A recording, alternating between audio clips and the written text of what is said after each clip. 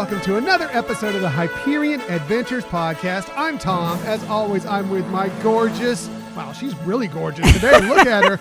Super wonderful, intelligent, Disney architecture loving wife, Michelle. What's that about? Thank you, sweetie. And I'm wearing my animal print because it'll come into play in the topic of today. That's very interesting. Speaking of that topic, we are recording this episode on Saturday, October 3rd, 2020. Now, originally, we had planned to celebrate Rocktober with a certain topic that we were going to go through. We announced it on the newsletter and on last week's episode and everything. However, we had some conflicts into. Unfortunately, we had to postpone with Tombstone Josh from the Didsnoids podcast. So we are going to bring you that episode later this month, hopefully. But we had to kind of change up things on the fly today. Right. And sorry about that. I know that my schedule is not always keen. But you're keen. You're super keen. You're so sweet. And neat and all sorts of stuff like that. You're funny. Peachy keen. But in the meantime, please go check out Tombstone Josh and the Didsnoids podcast. And we will look to reschedule with him later this month and get that Rocktober episode out there to you, and we'll have a lot of fun with that. But today's episode, we think we have a great topic as well, and I think you're really going to enjoy this. So thank you for joining us today. In the future, you can find us most everywhere you get podcasts. However, the very best place to find us is on our own website, HyperionAdventurespodcast.com. And while you're there, you can sign up for our newsletter. Yes, please sign up for the newsletter. We promise not every week will we send out the wrong topic for the week, but we will try and keep you in the Hyperion Adventures know, let you kind of be on the inside of what's going on in our world, as well as what's going on with the Disney Dishes blog, our YouTube channel, all sorts of stuff like that.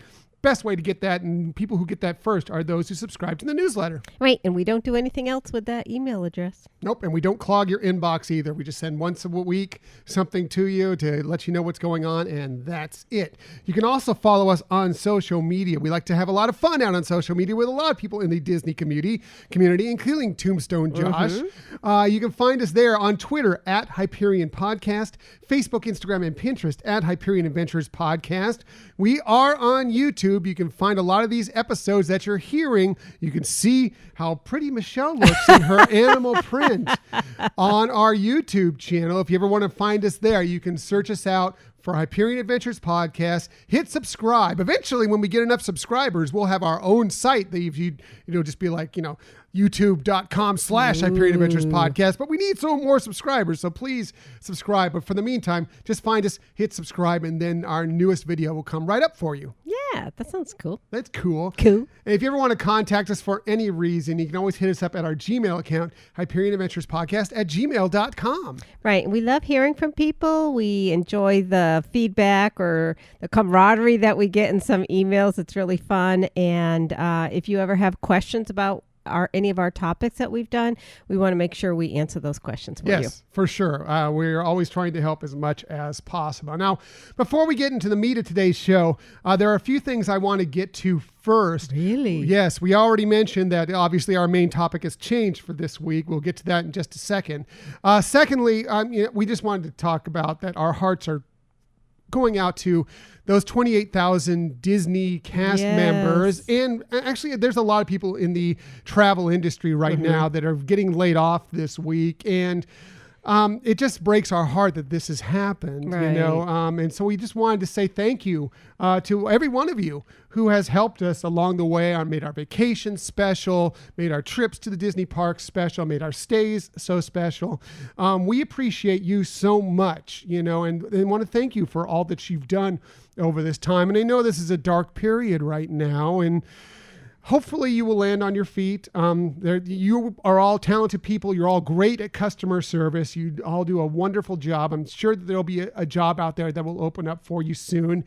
And maybe someday, hopefully, something, if you want to come back, will open up back at Disney, because eventually this thing is we're going to find some sort of normalcy again. Right. And there will be more jobs. It's happened in the past, some other similar things, not exactly like this. Not a pandemic. But some other similar things. Right. Jobs have gone away. Jobs have come back. We're hoping for you all that if that is what you want, if Disney is your dream, or if you just really love working for Disney, that opens up for you. But whatever the case is, we just hope that you land on your feet. And if there's anything we can do to help to brighten your day at all, please hit us up on social media or email or whatever the case. Right. And I want to echo what you said. I mean, there's so many people that provide pixie dust, whether it's been for us or other people, and not just people, the frontline people that you see, but a lot of behind the scenes people who create that magic to help support those people who are actually giving out the pixie dust there. Mm-hmm. And so, like you said, our hearts go out to you. We know there are struggles in life, and we wish you all the best. Yeah, the cast members are truly what makes Disney special. Mm-hmm. And so it really is painful that this had to happen. It's just, it's such a miserable time in our world right now in so many jobs, and especially the travel industry. And of course, that includes Disney. And, Disneyland still hasn't opened. We still don't know when that's going to happen. And it's just so difficult. But we believe in you. We love you. And we want you to know we are here for you as much as we possibly can be. Exactly. I know it is like you're saying with Disneyland not being open. I keep putting on Twitter about Magic, reopening and stuff. And it's like, okay, maybe I'm jinxing it. So I've stopped doing that. I've changed our pictures and things like that. And we keep getting these little teases. It's like, this is going to be the week. Mm-hmm. This is going to be the week. And it just keeps on, postponing, and it's driving us crazy out here on the West Coast, but not nearly as crazy as I said, those cast members that because of all this happening have lost their jobs and are in a really bad way right now. But we are, as much as we possibly can be, we are here for you. Secondly, and a little much happier note for us personally anyway, we announced this on social media this week, but just in case you don't follow us there, we wanted to let you know that September was our best month for downloads ever. Best single month for downloads ever. Yes. Thank you so much. That's thanks to you. So thank you very much. We can't tell you how much we appreciate that you listen to this show, and that you share your input onto this show, and that you've told your friends about us, because that's how this happens. A lot of times it's by word of mouth from people. We're honored that you've joined to kind of join us in this Hyperion adventure that we're on. And it's, because it's all about spreading Disney community positivity. That's what we like to be about. And we're, glad that you're willing to go on this journey with us. And we love hearing about your joy and your joyous experiences with Disney, whether it's now or in the past. And it's really fun to chat with you about that and have some ideas for the future. It's all good. Yeah. And, it's easy to go negative in this space within everything, but in the Disney community, it's really easy to be negative, controversial. That's what draws clicks. That's what draws downloads. It's what draws listens. And that's why, us deciding to make this a positive Disney podcast, and that being our focus, the fact that you joined us on this journey, it makes it truly special to us because of that fact, because it's easy to go the other way. But the fact that you've come along with us on this positive trail that we're trying to lead on, we appreciate it. And we're proud that we're proud and honored that you have willing to join us on this journey. Yeah, I don't think I could say it any better. I mean, we do feel like we're positive people, and we just really get more of that from our listeners and the people who interact with us, like you said, whether on social media or through emails even. It's been so rewarding for us and so fun. Yeah. Oh, it's been so much from when we started this, 2.5 years ago. We never thought that this world would open up to us so much. We just thought, we love to talk Disney. Let's put it out there and see if anybody wants to listen to us talk about Disney. Right. Surprisingly enough, many of you did. But even more surprising than that are some of these friendships we've made throughout this Disney community with many of you. And we just want to say thank you. Thank you so much. Thank you for everything you've done for us. And you inspire us every single day. Yes, you do. Yes. So finally, I've got one more thing I want to talk about before we get to our main topic. And yes, I know. Just kidding. I'm kidding. And it's, I'm sorry to do this to you, but it's going to be a sports take that I need to pass along because, I was in sports radio for many, many years. But as you may know, we are based in San Diego, California. And as of this recording, our San Diego Padres are working their way through the 2020 Major League Baseball playoffs. And we just want to take a moment just to kind of talk about this team just for a second, because I don't know if you know anything about San Diego sports history, but It's been a pretty dismal one. Okay. The Chargers left town a few years ago, and the owner of the team basically spit on the city on the way Right. out. Okay. The Padres have been mostly dismal for the entire history of their franchise, yet we love them Right. dearly. And we're sure you know that 2020, this is one thing we know, 2020 has been a severely depressing year Yes. all around. Okay. Especially when it comes to sports. Right. Not being able to go to them. Right. So many things that we can't go to or do. And then, people losing jobs and Right. everything else. And it's a tough year to make it through. Well, we just want to take a moment to thank the San Diego Padres, the 2020 San Diego Padres, for providing us a bit of joy during Yes. this bleak time. The team, if you don't know them, if you haven't experienced them, and most of you across the country probably have not, but they're extremely fun, and you can't count them out of Right. anything. In this last week of the season, they lost their two best starting pitchers. Okay, and they went into this playoff run. After that, they clinched their first postseason berth in 14 years, Right. which is amazing enough. They've had losing seasons for many, many years. I think it's like 10 years straight Right. that they've been losing seasons. They get to the postseason. Then they get into the postseason finally, and they lose the first game. Then in the second game, they're down 4-0, and then later 6-2 in game 2, and they're able to battle their way back to stay alive. And then in game 3, the clinching game, they don't have a starting pitcher to go in that. So they went with Johnny Allstaff and used their whole bullpen. They used 9 pitchers over the 9-inning game and shut them out. Yeah. This team is amazing. They've been so incredibly resilient and wonderful and fun to watch. In the past couple of weeks, they've earned that spot in the postseason, the first time in 14 years. They've won a playoff series for the first time in 22 years. Right. And not only that, they did it against the franchise that has knocked them out the last 2 years they were in the postseason and 3 times overall. And so, I don't know what's coming forward to this team. They're going up against the Dodgers in the next round, who are very, very good.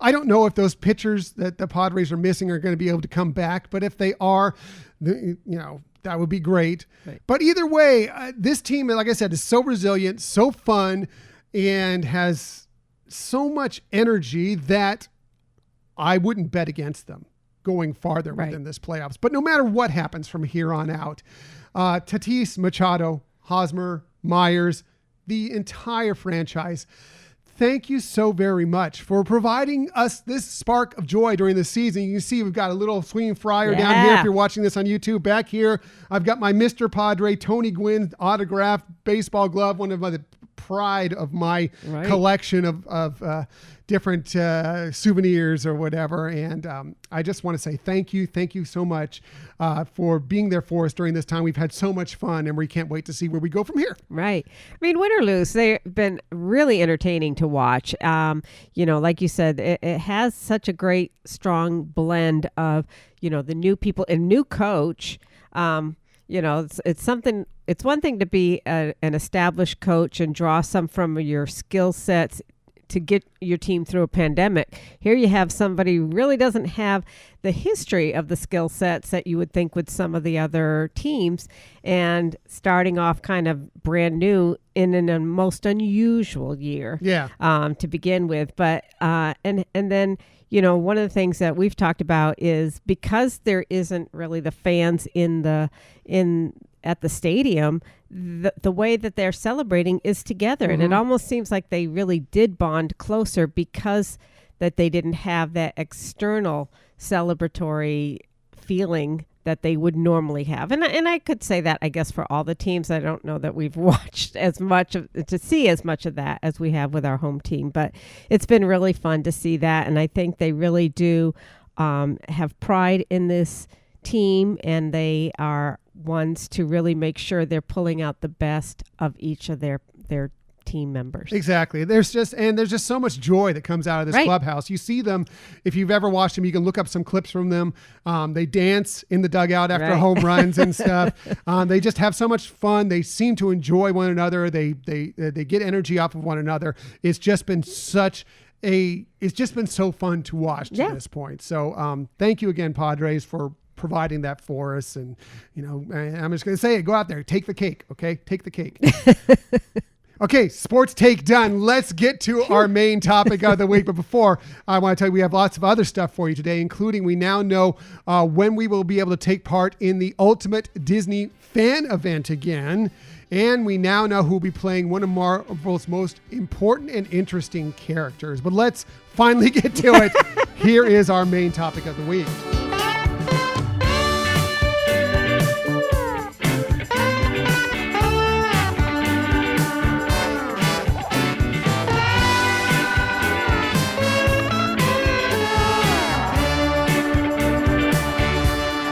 So this week's topic is a really interesting one that Michelle kind of dug up the other day. She came up to me and she's like, I think this would be a fantastic topic for us to cover very, very soon. And because we had to shuffle some things around, it got moved right to the forefront. But I think this is a very fascinating topic. Well, thank you, honey. I appreciate that. Yeah, I mean, it just, it was fun. It's a fun topic, but it's also like with music. It's a hard one to pin down because when you're talking about the architect of the Disney parks, there's so much wonderful architecture there, so many great stories and history and symbolism that it's really kind of cool, but again, hard to narrow down to 5. Yeah. And it's like 5 of today. It could be different ones on another day. Right. But it's just fascinating. And you may look at them and not even realize how much wonderful architecture there is within the all the Disney parks and the resorts and everything else. Right. But we're going to try and pare this down to our 5 favorite Disney architectural marvels that we discover in the parks. And we always start whenever we do these lists, one with Michelle, one because look at her, she's gorgeous, she's wonderful, she's fantastic. One thing, she'll just have the very best list. She'll have the most work into it. She'll have the most research. I'll be pretty much, you can pretty much guess my list. Her list will be a little bit different. It'll be a little bit funky, but it will be the best list. So let's get to it. Here is Michelle's number 5 Disney architectural marvel. You're so sweet. So like your list, this one's pretty. That's pretty much shiny. It. Yep. Ooh, I like that. Just kidding. Here's my number 5 because I just like it. No. That's pretty much it. Actually, that's pretty much true. Just wait till you get to my list. That's pretty much true. So obviously, Epcot has some really unique, as do all the parks. But I think, if you're looking at one area of a park or, like if you're saying Disneyland Resort, Disney World Resort, Paris Disneyland, etc. Epcot seems to have a lot, and it was hard to try to make sure I just didn't do bam, bam, bam, all Epcot. Uh-huh. But I do want to include Epcot. And so for my number 5 pick, I put obviously the French Pavilion is really wonderful. It does really capture all the different types of essences that you find in France, whether you're talking about, the pastry shops, mm-hmm. or the Seine or the art or, just the feel of France. You get that there. Like, we've been to France, mm-hmm. and when we go to the French Pavilion, we have that same, mm-hmm. it evokes that same kind of feeling and that same kind of atmosphere that you see there. But I really wanted to focus on the Eiffel Tower, mm-hmm. as being, like the structure to address in the French Pavilion. And so it's like 1/10 the scale of the actual Eiffel Tower. Obviously they use forced perspective, so it looks like it's a lot larger and further away. When the Imagineers were designing this, they actually were able to work with the French government to get the paint color scheme of the original Eiffel Tower, and were able to reproduce that. So it has that essence of authenticity, that attention to detail. It's like, if you don't have the Eiffel Tower next to the replica, how would you even know that paint color distinction? But again, it shows how the Disney Imagineers really wanted to make sure they are really getting you that immersive feeling. That sense of realism. Yeah. Right, exactly. So, I think it's a really interesting history that they did that, and that they were able, I'm sure one of the few or only companies that were ever able to have that kind of a privilege at getting that type of information to be able to utilize it. So obviously we could talk about so many other structures there in the French Pavilion, but I wanted to highlight that one as my number 5 because of the authenticity. Love it. I totally get it.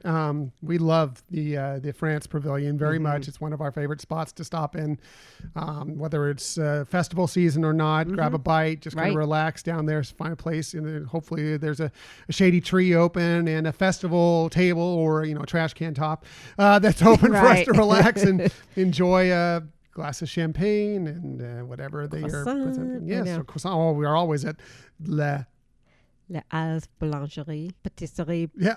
See, I can't. I just let her say it whenever I want to say it. Yeah, a little brain dead right now. It's all good. No, that's perfect. That's perfect. Michelle's number 5, always the best number 5. You're sweet. My number 5, I totally cheated on, and I may not go through all of these because of the fact that they totally. I could not pick. Because I just love World Showcase so much that my number 5 is all the pavilions of World Showcase at Epcot. Yeah, I just couldn't pick one. They're all stunning in their different way for different reasons. I think that there's some that may be a little bit better than others. But I'm from Mexico to China to Italy, Germany, Japan.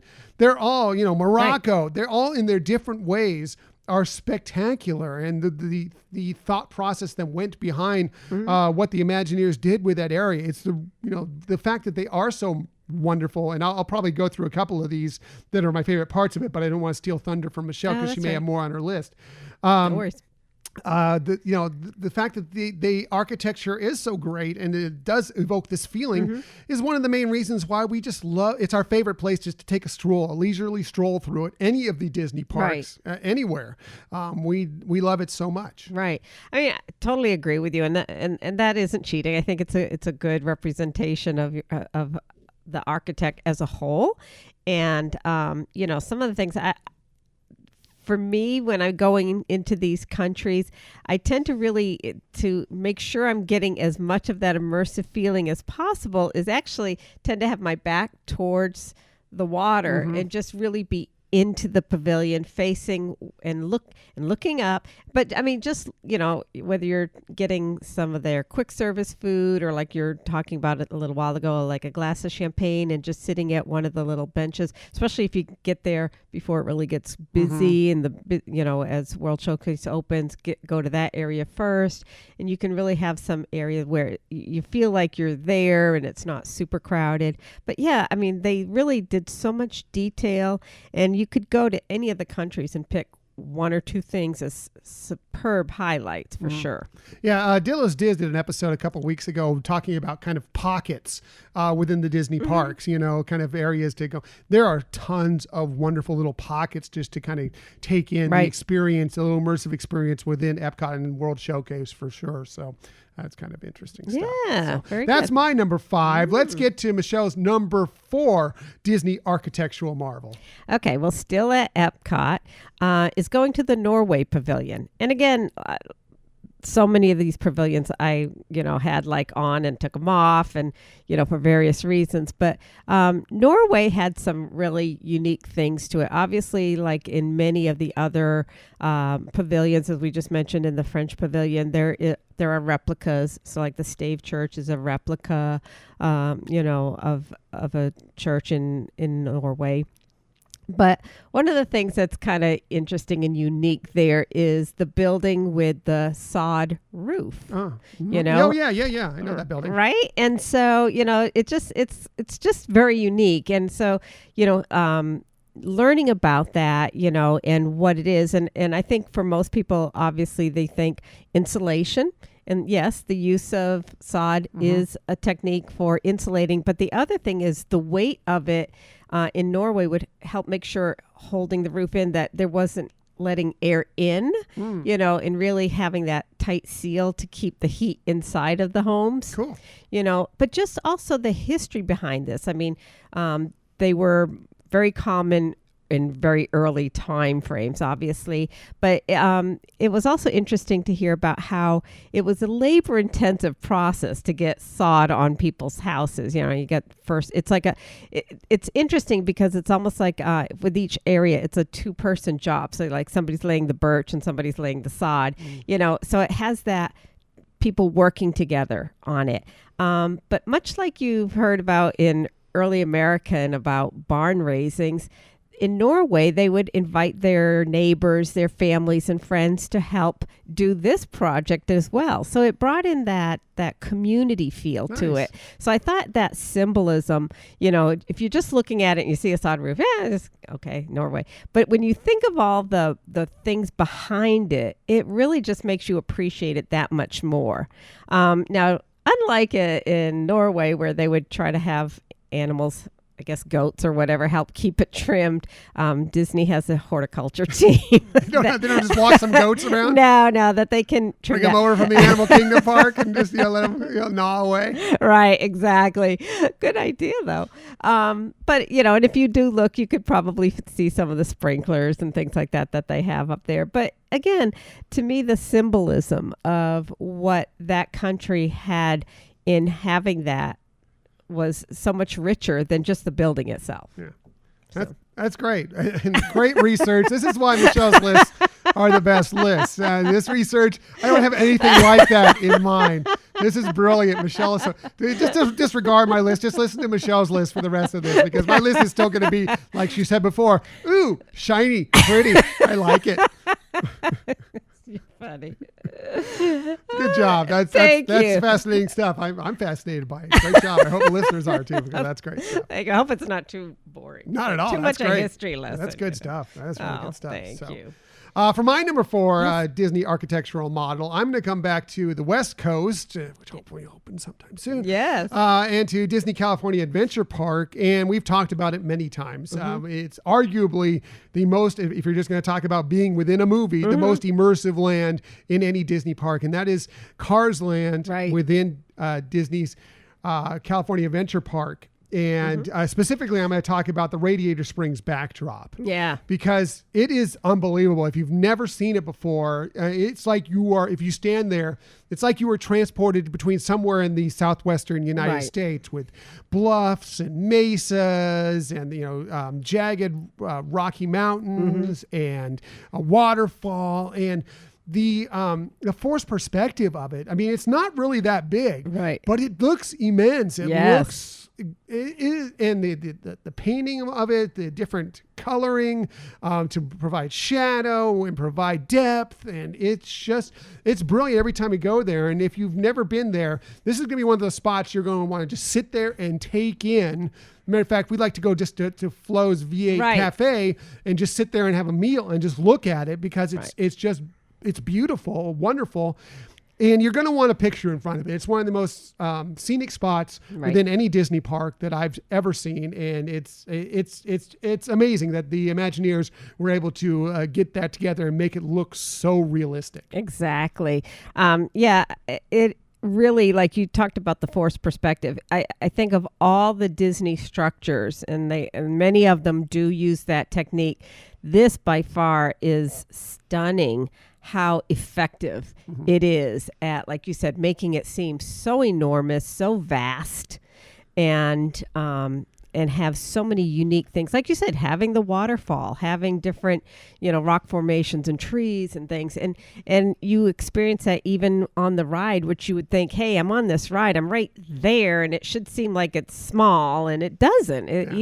Even from that close, and it is an amazing architectural feat for sure. It's like one of my favorite things, obviously, any park. And it's just one of the reasons we love Cars Land so much. And hopefully for those of you who are mainly Walt Disney World attendees, that eventually some point you'll just be able to get out to Disneyland to experience Cars Land for yourself. Because if you've seen the movie, if you enjoy the movie especially, but even if you've seen the movie, you're going to be shocked at how much you are plopped right into the film as you're walking down their version of Route 66 right there in the middle of Radiator Springs. It is to the letter exactly what you see in the movie. Well, not exactly, but Pretty much. very, very close to what you see in the movie. It's amazing. Yeah. So, It is funny because you feel like you're on a Hollywood set, and yet then you remembered, wait, that was an animated film. right. Yeah, it's true. It's a great point. It's a great point, Michelle. Those are the best points. So that's my number 4. Let's get to Michelle's number 3 Disney architectural marvel. All right. So my number 3, it is pretty, is the, it's the Enchanted Tiki Room at Walt Disney World. And specifically the pagoda is what kind of came to mind. Yeah, but there's beautiful. there's a lot of parts to it that I thought were interesting. So first of all, when it opened at Walt Disney World, it was called Tropical Serenade, and that was because the sponsor that they had was the Florida citrus growers. When you would go into the building, the main building, it did say Enchanted Tiki Room on there, but the attraction was called Tropical Serenade. Right. But it was a duplicate of the one that was designed at Walt Disneyland.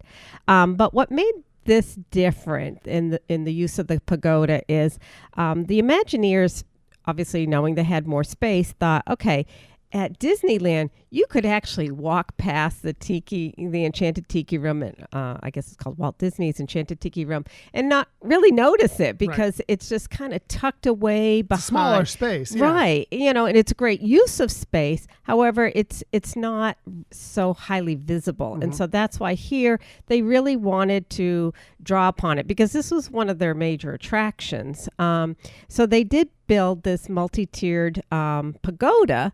And so some of the interesting things in the structures around there is it looks like, so again, going back to that, so I'm jumping around here. So going back to that idea is they thought, okay, here we're highlighting it. It's sticking out. You really can't miss it when you're coming through that area and through Adventureland.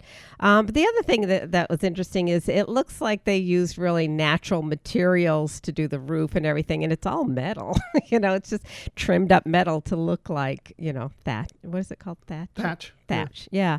So, that was, kind of an interesting part of it. The other interesting element of it is in Disney World also, they have to, like at Disneyland, consider the fact that you're going from one land to another with different types of architect. And so this area, because it was big, was going to be viewed not only by Adventureland, but by Frontierland. Mm-hmm. So they had to do some touches to it to make sure that on the other side, as you're going into Frontierland, that it has that feel versus the tropical. Thrown out of there. Right.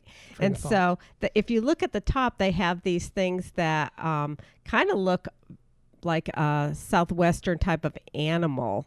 But when it's kind of high up, so if you're really not paying attention on the tropical side, it just looks like some parts of that pagoda that fit into that theme. So interesting. Really interesting use of theming as well, and to take into consideration that putting a building that high was going to be visible from other areas. Very cool, Michelle. The research, it's crazy. So good, so good. Great job. You're sweet. I love it. Thank you. And what about your number 3? My number 3, well, I'm going to a park that we actually don't go to. I mean, we go to virtually every Walt Disney World trip, but it's not like our favorite park. We will admittedly say it's not our favorite park. And that is Disney's Animal Kingdom Park. We love it. There's many things we love about it. Right. But I would say that if we had 3 days to go to parks, it may not be on our list. Right. But one thing we really appreciate when we go there is walking in through it and seeing the Tree of Life, because I think it is just a phenomenal Disney icon for a park. And it's amazing the way they constructed it. It's beautiful, but it's also very functional. There's an attraction within it, the Bug's Life, Tough to Be a Bug attraction. But it's just fascinating to see, and it's great because it's wonderful and beautiful from far away, from many different angles. Right. But you even see more when you get up close to it and really can look at what's there within the tree trunk itself. So, obviously it's the icon of the park. I mean, it's in all the pictures. It's stunning as it is. But what you might not know, and maybe you do, but it's built from an oil rig. Because when they designed this thing, they had to decide, okay, what are we getting? We want to build this giant tree, But you know what? We're in Florida, and they tend to have a few storms there, including a lot of hurricane force storms. So we need something that's really, really strong that can withstand that. So they put this together out of an oil platform, an oil rig platform. They refitted it, made it with over 8,000 branches and 102,000. And I'm reading this from the notes because I did not know this. Thermoplastic kynar leaves is what they're called, and they're very strong and very, they work very well for this. Yet they look realistic from far away. It looks like a tree from far away. Meanwhile, when you get up close, you find all these little sculptures that you can sit there and look for hours and discover new things within it. 325 sculptures of both living and extinct animals that are carved into it. And it's just a beautiful, beautiful piece of art from all different angles, far away, up close, and it's functional as well. Right. Well, that actually was my number 2. Yeah. So just to add a couple little things to it, because I think you've covered Good, it. because she'll have more notes on it than I will.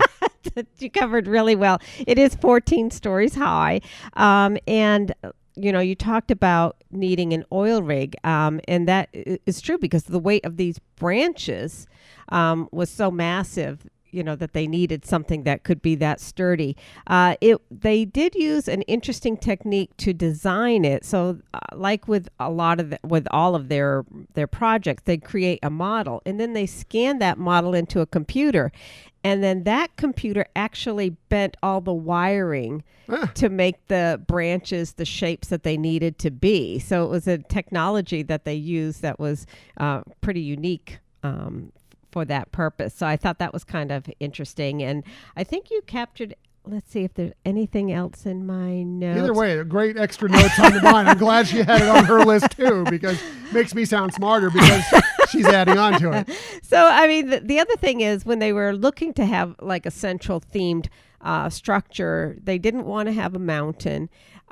They didn't want to necessarily pick one animal because they felt like what would be the representative animal. And so, like you said, there's the within the actual body of the tree, having all those sculptures of various animals is really what brings that tree to life. Yeah, it's fun just to sit there and try and pick out these animals. Like you see so many things right off the bat, and then you look at it more, you're like, oh, there's that animal. Oh, look over here, there's this animal. I mean, it's fascinating. You could look at it probably 100 times and still not pick out every single animal there, still see new things within that tree. It's really fascinating. It is. And we could talk about the attraction inside, but we won't. But I just want to point out that some of the audio animatronics are the most highly technological audio animatronics, like where they have Hopper and everything, and how the imagery that they do to make it seem like he hopped in and everything. It's really interesting, but this is about architecture, so we'll leave that for another day. Yeah, there will be an audio animatronic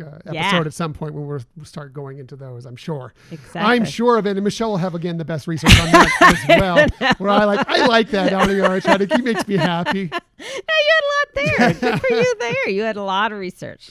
Bravo, honey.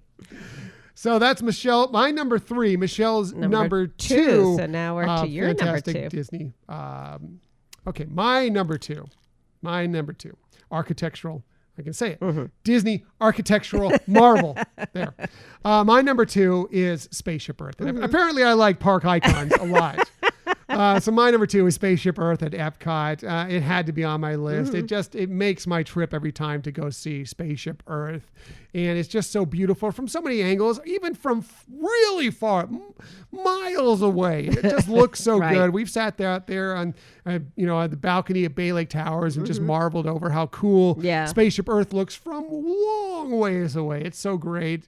It's probably my favorite park icon that's not a castle in any of them. It's just perfect. Now these are notes that I specifically took. I didn't know this. I had to, so I'm cheating here. These are notes that I took about it. So geometrically, Spaceship Earth is derived from the Class 2 geodesic polyhedron with frequency of division equal to 8. Each face of the polyhedron is divided into 3 isosceles triangles. This sounds like me, right? To form each point. In theory, there are 11,520 total isosceles triangles forming 3,840 points. In reality, though, again, this is from the internet, so take it with a grain of salt. In reality, some of these triangles are partially or fully non-existent due to supports and doors. There are actually only 11,324 silvered facets and with 954 partial or full flat triangular panels. Now, if you understood that, you're a smarty person than me.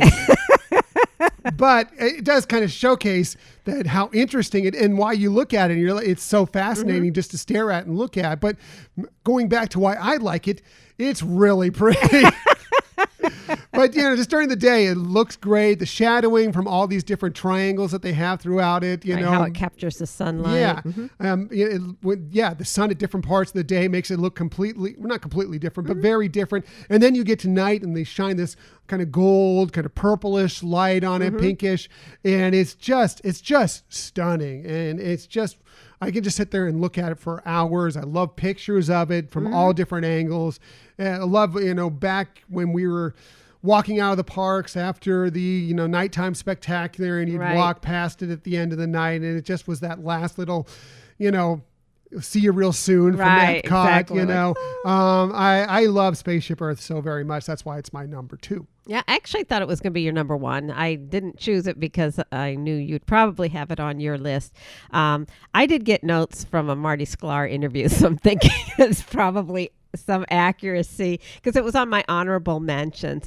It's the world's first geodesic sphere ever created. They also hired the MIT engineers to look at the wind flow there, considering Florida wind, et cetera, because they didn't want to create a wind tunnel as people were coming in or going out. And it's also interesting how they've created with the different shapes when it does rain, that it doesn't get on top of everybody, and instead with all the shapes goes into a gutter system that drains into the waters that make up World Showcase. So I thought that was kind of interesting as well. Yeah. So anyways. For me, it's cool. It is for me too. Michelle has great notes. I'm so glad she does this research because I just don't. Again, it's so good. So Oh my appreciate God. it. So that's my number 2 Disney architectural marvel. What's your number 1 favorite Disney architectural marvel? Okay, so my number 1 favorite is the Contemporary Resort. It is a unique A-frame building. So it was a unique process of how they actually built it. So what they did is they would build models of the actual room. I mean, including everything, including, the sliding glass door, the wallpaper, all the appliances, not appliances, but like the sink and everything like that. And then they would get cranes and load it in like you're closing a dresser drawer. And so they thought this would be a really revolutionary technique to create this. And they were designing this with U.S. Steel. And they thought this was going to be like for the future. This is how we're going to design everything. And it is still used in some things. They use it in cruise ships. Yeah. But in terms of buildings, at least for the immediate future, it wasn't the most successful approach. They did have problems with how they fit and settled and everything like that. So it kind of was like, okay, that was a good idea, but it didn't quite work totally for the way that they thought it would be. The other interesting thing is inside the Grand Concourse. You see the artwork designed by Mary Blair, who we all talked about in the past, has designed It's a Small World, but her art style and color usage is used tremendously throughout Disney attractions, not just It's a Small World. The concept there was to be like the Grand Canyon or the Southwest, so that's why you get the title Grand Concourse there. And if you actually want to search online, there are videos that the U.S. Steel created to show how they created the rooms, Oh, the that's structure, cool. and everything like that. There's some interesting stories. I got different information, so I'm not sure. On the internet? On the internet, yeah. Some people were saying that they were, when it was getting close to opening, because this was one of two flagship hotels that were going to be open on October 1st and of 1971, and Roy, who had taken over this project, was found that they weren't going to make it, and so got some additional financing to kind of take over and make sure it was completed in time, which it was. I'm not sure total accuracy of all that. Well, it's the internet. It must be true. I know. But anyways, the other interesting concept that I thought historically with this building is that the Imagineers did take Walt's original Epcot design and found parts of the design that had like a building that had a monorail going through it, that was kind of like a center area with shops and everything. Mm-hmm. And took a lot of the aspects of the type of designs that Walt himself drew out for Epcot, for what he thought experimental prototype community of tomorrow, and used that as the essence of creating the contemporary That's resort. nice. So it's probably the resort that's closest to Walt. Right. In many Right. regards, Exactly. Right? Yeah. So Cool. anyways. Michelle's list, always the best list, always the best research. Plus, we like staying there because it's an easy walk or monorail trip over to the park. And, it is a unique looking building. In fact, here, there was a quote in this book. She's looking up in the book right now. I'm going to talk about this while she moves away from the microphone to try and find it in the book. We're still looking. We're almost there. We're getting there. Okay. Smooth. All for this one quote from the New York Times. It says, "It's the best single building through which to observe the blending of technology innovation and far out fantasy that is uniquely Disney." Far out. I love it. Very cool. Good stuff. Oh, man. Feel free, honey, to edit any of that part out. Yeah, that's all staying in. That is the best. That is good. So. Anyways, okay, my number one, done. Yes. And now your number now one. My number one again. Something pretty. I like it. My number one is the exterior of It's a Small World at Disneyland. Mm-hmm. It has forever been my favorite part of Disneyland Park. It's beautiful the way they structured it together. Mm-hmm. I'm sure you've seen pictures of it. They sort of have a mock-up of it within It's a Small World at Walt Disney World, a little bit. But it's just so beautiful to look at in Disneyland itself. It's kind of this geometric combination of various icons from around the world, and they kind of place them together, and it's it's just stunningly beautiful. It's white and gold. It glimmers in the day. They have it pieced together just so perfectly. They also have a smiling clock tower in the middle of it that strikes at every 15-minute interval. And then the Small World children come out for a little parade during that 15-minute interval. And then, it ticks off the time. So, but it's just such a wonderful sight to see, And then you have all the topiaries around it, including, and then the water where the boats themselves go in and out of the attraction. It's just a fantastic place. And then when you get to holiday season and they sign it up with all these beautiful multicolored lights. It's just stunning when it lights up in the evenings during the holiday season. And no holiday season in my mind is complete for us here on the West Coast without at least one glimpse of It's a Small World, the exterior of It's a Small World at Disneyland. Yeah, I agree. It really is beautiful. And it is interesting how at Walt Disney World, yes, they tried to get some of the art concepts on theirs, but they never really captured the essence, the life that is in that structure. Like you said, it does have the clock that really is telling the time, and at the quarter of the hour the kids come out and dance, and it just has so many unique facets to it. And again, with Mary Blair's Really amazing, talented eye for art, and how she had really coordinated colors that you don't typically, at least up till then, ever would combine together. But it works. It just really is stunning. And you're right. At Christmas time, when it has all the different colors of lights, thousands of lights, right? Thousands. It's just so beautiful. Yeah. Even if you're not a fan of It's a Small World, and I know some of you, it goes either way. You either love it or you can't stand hearing the music over and over and over again, or the dolls creep you out, or whatever it may be. To just go and see this facade, this exterior of this building. I mean, just to stop and take a look at it. It is stunning. It's another thing that if you've never been to Disneyland Park, if you've only been to Walt Disney World, you've never been to the West Coast and gotten to Disneyland, it's one of those things you're going to take in and you're just going to be wowed by, because it is so much different and it adds so much to that attraction. It is beautiful. You're going to love it. So that's why it's my number one favorite. Yeah, like I said, it's a great one. It's been there forever, and I just love it so much. Yeah. So. I kind of thought you were going to go a little bit more West Coast, so I tried to steer away from that. Right. So, do you have any honorable mentions? Well, I do. The Japan Pavilion, I mean, there's so much related to that. Again, symbolism is so strong in that culture and how they incorporated that within the buildings, and the elements of, earth and water, etc. I was surprised a little bit not to hear you mention, and it might be on your honorable mentions, but the Chinese theater.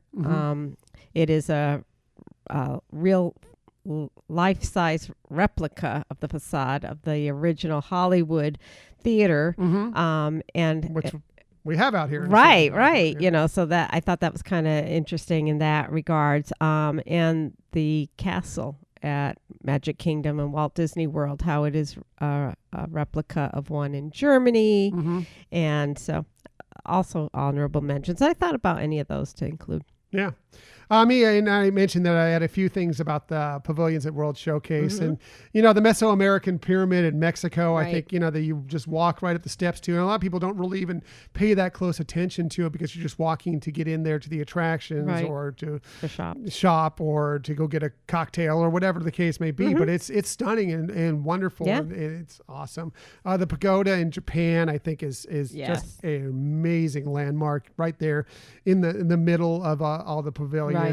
I love the way in Italy, the way they have all the various different landmarks from Italy kind of pieced together, but it all flows so perfectly, and it just makes you feel like you're somewhere in this wonderful marketplace in Italy. Speaking of marketplaces, the marketplace in Morocco, I think it's so well done. It's perfect. You talked about the Eiffel Tower. I love that. Some place that people may miss a lot, and that is the gardens in Canada, which are taken off of many different Canadian gardens, but especially Bouchard Gardens in Victoria, Canada, which we visited. And it is obviously way. Bouchard Gardens is huge. I mean, it's enormous. This is a small representation of it, but they capture it very well in a small, compact area from being there. So really love it. And that's many of the reasons why we love, again, going through and just strolling through. We could not, of course we're going to eat. We're probably going to have a drink when we're there, but just walking through World Showcase is just so nice for us and one of our favorite things to do. Right. And it is great how they seasonally change up the, whether you're talking plants or flowers or everything like that, that each time you go, you get different feels. Right. Agreed. And I also can't leave without talking about my favorite attractions on both coasts, which was, we'll talk about the Haunted Mansion on both coasts. They're different, but they both capture the Haunted Mansion so well. They're just different styles. On the West Coast, it's more of this classic manor or plantation house or something along those lines, but it's perfect for a New Orleans square where it's located. It fits in really well. Meanwhile, over in Florida, it's kind of more this brick stone building, kind of more of an East Coast feel to it, and it captures it well. They're both great. I grew up. My preference, just because I've been around it more, that I like the West Coast one more, but I really appreciate the East Coast one as well over on Walt Disney World. So I think those are the forced perspective and everything that they use on those to make those look so large and like these full mansions Right. is pretty incredible. No, definitely. Good point. Like I said, we could go on and on about so many buildings, the Tower of Terror and so many. Yeah. You can just talk about Main Street, USA. Yeah. Right. Really, there's just so much to talk about. So, but those are our 5 favorite Disney architectural marvels. We'd love to know yours. Please hit us up either on social media or through our Gmail account and let us know, and we'll share them on an upcoming show. Yeah. Look forward to hearing. Some of you may have other stories too. And once again, Michelle's research and lists are the best. Nah, geek. Crazy girl.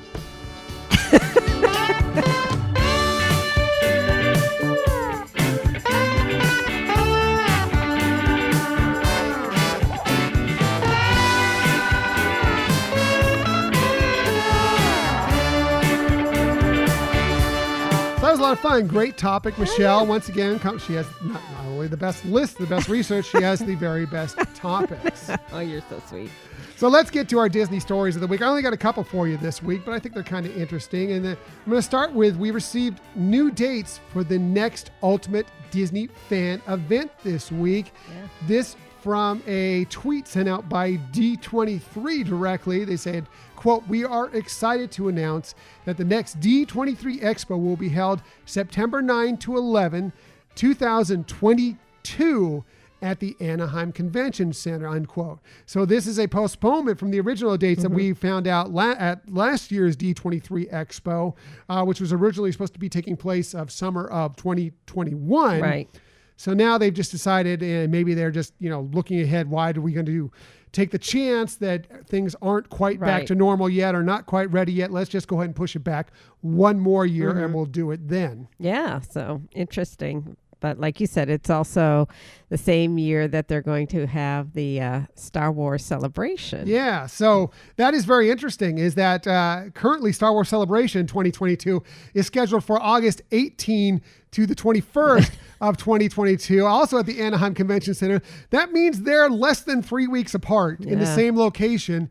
There's going to be some people that are going to have really tough decisions to make. Can you make both of them? Do you pick one or the other? We have some tough decisions to make in that. We've never been to Star Wars Celebration, and we're really looking forward to going this year. But then even, we figured, okay, D23 Expos in 2021, we can go to Star Wars Celebration in 2022. Now that they're in the same year, and not only just in the same year, like back to back.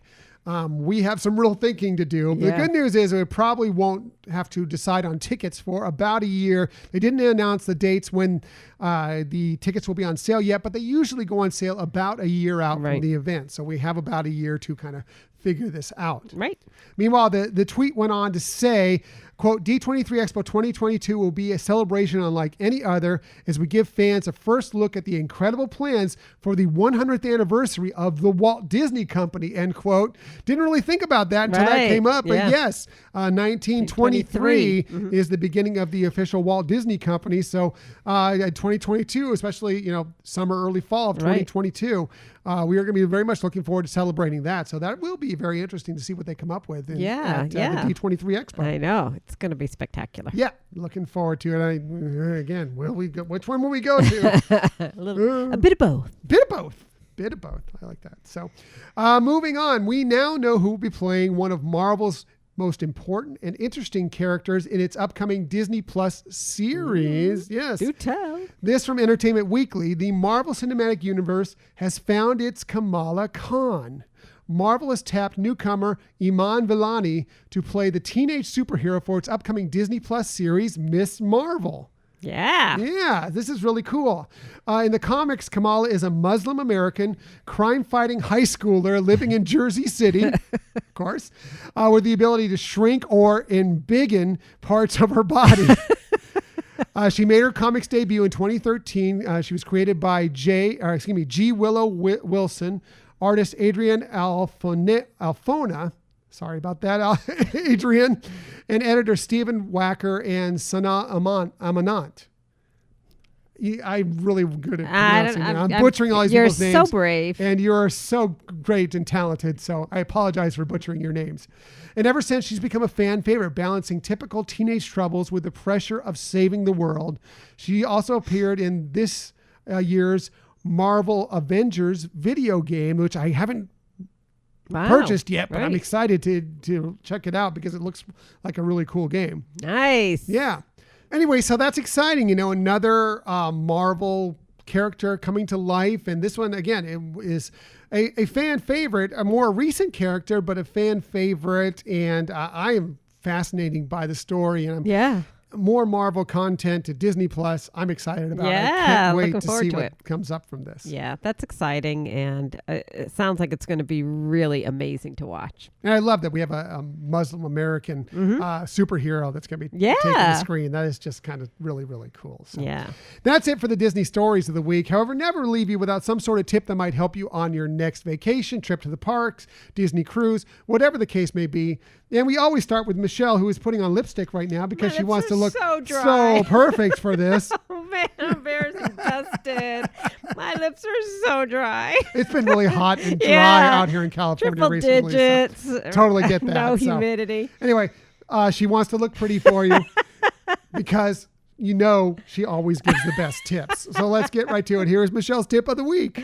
Well, thank you, sweetie. And this is kind of a random tip. It doesn't really follow through with our topic today, but kind of more with, like if you're going to Disney now and we know the hours are shortened, maybe you're a golfer. Maybe you want to get out there and play some golf. And one of the things you might not be aware of is that if you are staying at one of the Disney-owned properties, you can get complimentary taxi to and from the golf courses in your hotel. So Shades of green, right?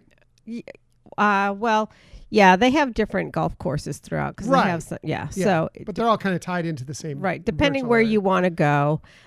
So you can either call 407 WDW Golf, or you can at your hotel go to guest services and help them, and they'll give you the vouchers to have free. Now, this is a taxi or is it like a Taxi. rideshare service? Well, I mean, it says taxi. I don't know if they have, because of how they've had some links with some of the ride shares. Boy, I'm really slowing down my ability to talk. It was here. all that research you did. I It's know. wearing you out.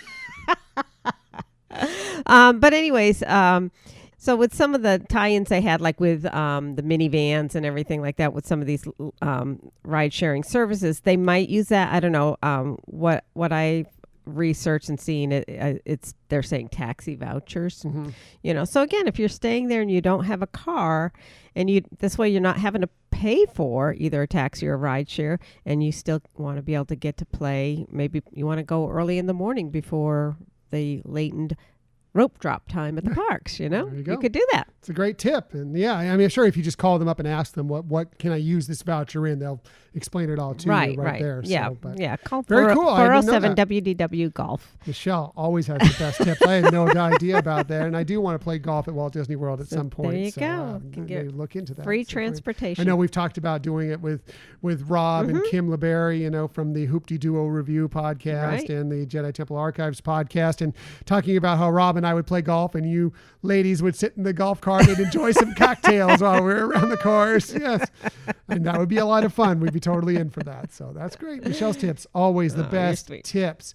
My tip, because Michelle's tips are always the best tip, I'm basically stealing from her basic concept of look up and just going back to what we talked about today. And that is, you heard us talk about so much great Disney architecture today.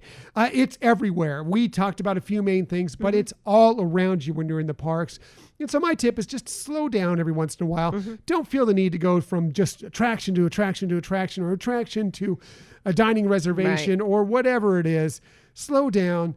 Like Michelle always says, look up, but just kind of look around and enjoy what these Imagineers have done, because there's so many things that, yes, there are obvious things like Spaceship Earth or some of these backdrops, or the castle, obviously, or whatever, or the Tree of Life. There are obvious ones, but they work on all these things to make them look wonderful and bring you into the moment of, immersion and within Disney and make you feel a certain way.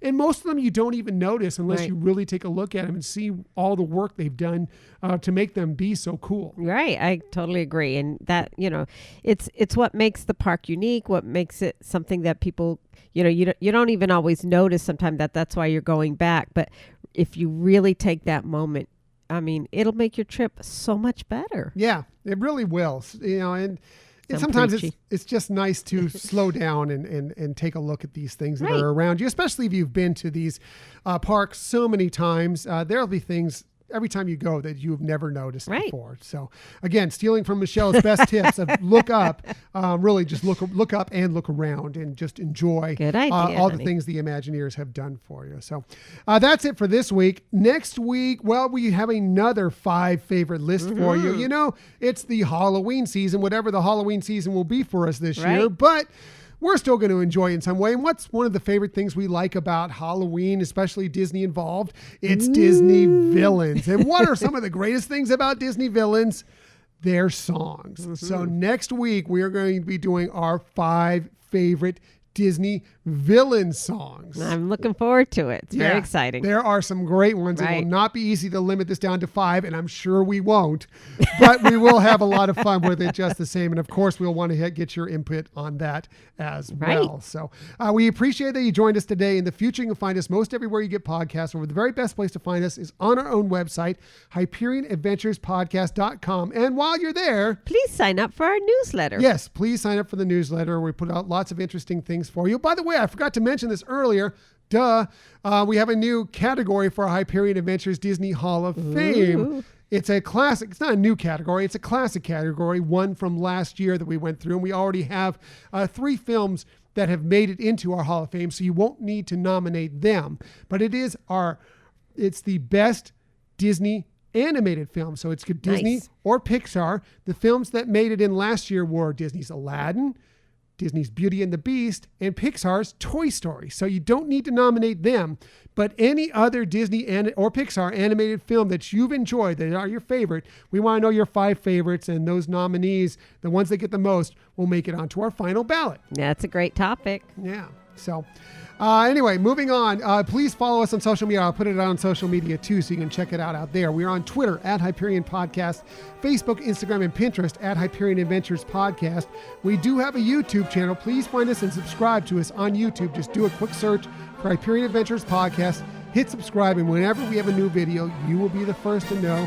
And if you ever want to contact us for any reason, please hit us up at our Gmail account, HyperionAdventuresPodcast@gmail.com. Right. And like we said earlier on, if you have questions for us or questions about things that we presented, please let us know. We want to clarify anything, and any feedback. We love it. We love feedback, and we love it when you tell friends about the show. And again, thank you for making September being our most downloaded month of all time. I was looking back at our stats. We had nearly double as many downloads this September as we did September a year ago. Nice. Our community is growing. Our Hyperion Adventure family is growing. And it's all thanks to you. Thank you so very much. That's it. Thank you for listening to another episode of the Hyperion Adventures Podcast. We look forward to sharing some time with you again next week. Until that time, I'm Tom. I'm Michelle. And we hope that you have a magical week. Bye.